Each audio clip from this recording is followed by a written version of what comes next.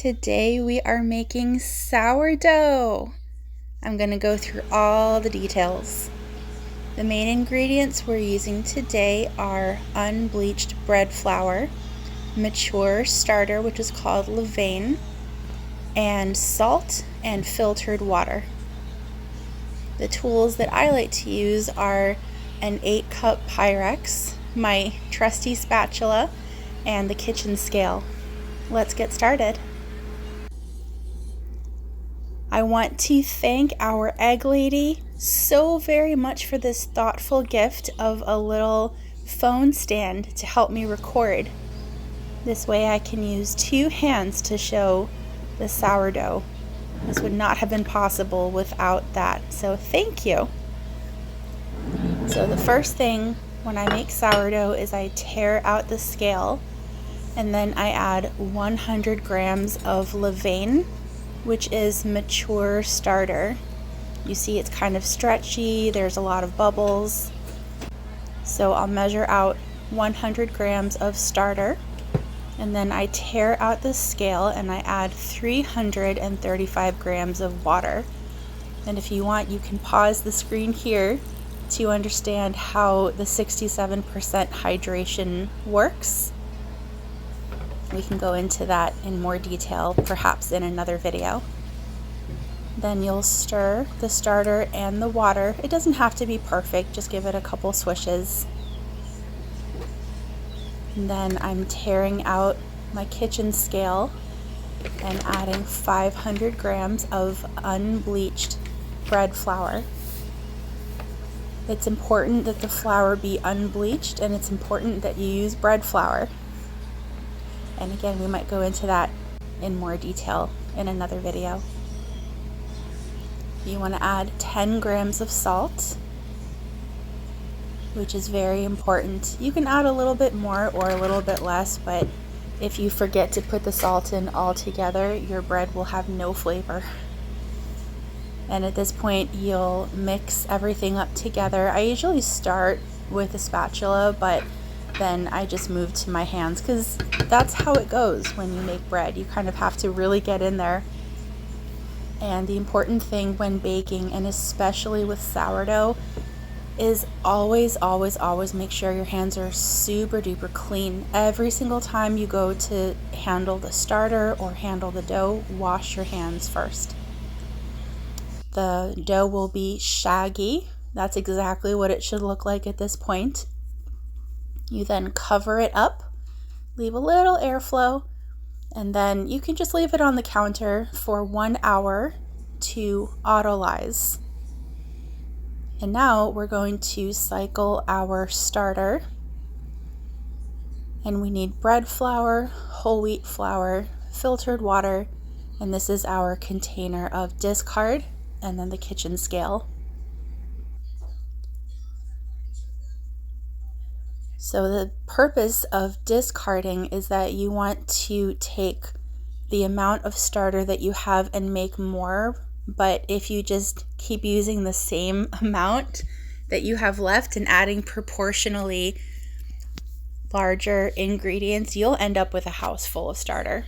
So that's why when you go to cycle your starter, and again, you can pause here so you can read the details, but you want to basically take everything extra out. You can put it in the discard container, store it in the fridge for up to 2 weeks, and you can use it in other recipes like pancakes or bread rolls or all kinds of different things. So I leave about 10 grams of starter in my container. You can barely see it, it's not a lot. And I'm doing a big feeding here because I want the starter to peak tomorrow because that's when I'm baking. So I'm doing a 1 to 12 to 12 ratio, which is a lot, but I've done this in the past and it works fine.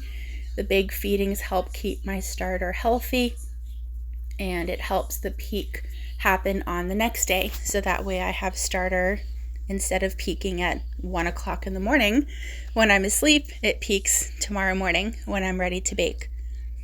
So what I have in here right now is 10 grams of starter, 120 grams of water, stir that up together, And then I'm going to add 120 grams of flour. But what I found is that my starter, every starter has a personality. And my starter likes a mix of whole wheat flour and bread flour. I don't know why. I don't make the rules. It's like having a pet. It has a personality. My starter likes a ratio of about 25% whole wheat flour and then 75% bread flour.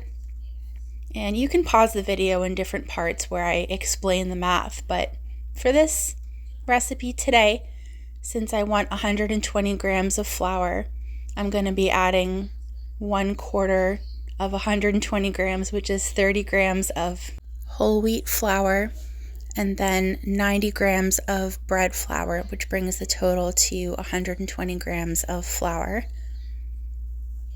And then you'll mix everything all up together, and then you'll leave your starter in a cabinet. You want to make sure that it's a dark cabinet away from sunlight, because sunlight will actually inhibit bacterial growth, which is great if you're sunning sheets or laundry or something else that you want to keep clean. But sourdough starter is a SCOBY, so that's a symbiotic combination of bacteria and yeast, and you want to allow them to grow and be healthy. And when you feed your starter, you're making sure that you keep a small amount and then you feed it so it can be nice and healthy, and then you take some out and you bake with it, and then you keep a little bit and you feed it, so your starter is constantly being fed and it helps keep the cultures healthy and strong. And then you do want to put your starter in a dark cabinet away from sunlight, but you still want some airflow, and you want to make sure that there are no other fermentations in the same closet. So I separate, for example, my sourdough and my kombucha. So we'll leave it there until tomorrow morning. And now it's time to check on our dough. So after 1 hour of autolyzing, we're going to do our first set of stretch and folds. Anytime you go to handle the dough, again, make sure you have clean hands, and then the dough will be sticky, but if you wet your hands before you touch the dough, it will prevent the dough from sticking to your hands. So you'll fold the dough in thirds and then turn it 90 degrees and fold it again. And you can replay the video and slow down the speed if you want to see that more closely. And then you'll cover the dough and put it in a warm spot. And then over the course of the next 2 hours, you'll perform anywhere between 4 and 6 repetitions of stretch and folds. If you do too many, you'll overwork the dough. And if you don't do enough, your gluten network might not be developed enough, and you might not get that nice texture that you want for sourdough. So again, clean, wet hands. You'll separate the dough from the edges of the bowl and make sure you keep the top of the dough on the top and then fold it underneath. You don't want to fold upwards and then backwards and upwards and backwards. Try to keep the top on the top and always kind of fold it down, if that makes sense. And same thing, cover and then let it sit. And then this is the third set of stretch and folds. And the dough is starting to look really glossy, and you can see as the dough is being handled, it's actually retaining its shape a little bit better. The gluten network is starting to build and the dough is starting to feel a little tight. And I'll show you here, if the dough gets too tight, it will actually start to tear. You can see right there, there's some tears in the dough. So if you see something like that, you'll just leave a little bit of extra time between stretch and folds, because you want to make sure that that gluten network in your bread is nice and strong and that you're building structure in your bread. So if it starts to get too tight like that, you can either just fold it once and not do the second fold, or you can leave the dough, for example, for 20 minutes or half an hour instead of folding right at 15 minutes. So this is the 4th stretch and fold, and I did do a total of 6, so I did a couple more off camera. And when you're done with your stretch and folds, you'll put the dough in a warm place. Here it's in the oven with just the light on to let it rise. We're checking on our starter. It's been a couple hours. You can see it's leveling out. The level has risen a little bit, and it should be ready by tomorrow morning. And this is about 5 hours after, and the dough has now risen. We're going to do the very scientific poke test, which is where you take a clean, dry finger and you gently poke the dough. If the dough springs back, it's not ready yet. If the dough indents completely, it is overproofed and you can still bake with it. This dough springs back just about halfway, so it's perfect.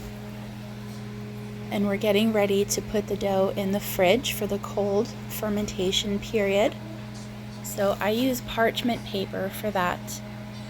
And then to create an airtight seal, I use little 4-gallon trash bags just for when I'm making mini loaves.